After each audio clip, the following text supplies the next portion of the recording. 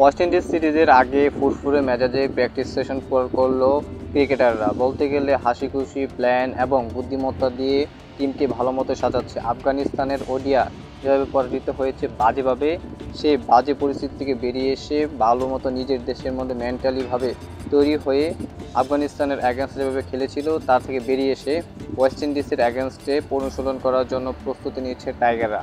বলতে গেলে ওয়েস্ট ইন্ডিজের অ্যাগেনস্টে তাদের 3টি ওয়ানডে খেলা হবে, সেখানে তার পরিপ্রেক্ষিতে সামনে রেখে ভালো মতো অনুশীলন করছে কীভাবে ওয়েস্ট ইন্ডিজের অ্যাগেনস্টে ম্যাচ জয়লাভ করা যায়, সেই সব প্ল্যান নিয়ে পায়তারা করছে বাংলাদেশের টাইগাররা, যাতে করে এই সমালোচনার জবাব তারা মাঠের মধ্যে দিতে পারে। যে পরিপ্রেক্ষিতে বাংলাদেশ ক্রিকেট ফ্যানদের মধ্যে ক্ষোভ সৃষ্টি হয়েছিল ও তাতে দূর করার জন্য ভালো মতো প্র্যাকটিস সেশন পার করছে জাকির হাসান অনিক, রিশাদ হোসেন এবং টিমের সতীর্থরা। বলতে গেলে চাঙ্গা মোড়ের মধ্যে রয়েছে মেহেদি মিরাজ এবং সাইফ হাসান এবং রিশাদ হোসেনরা। রিশাদ হোসেন কি এবং সাইফ হাসান কি পারবে, বা সিমন্সের নেতৃত্বে কি পারবে ওয়েস্ট ইন্ডিজকে হোয়াইট ওয়াশ করতে, এটাই এখন সময়ের অপেক্ষা।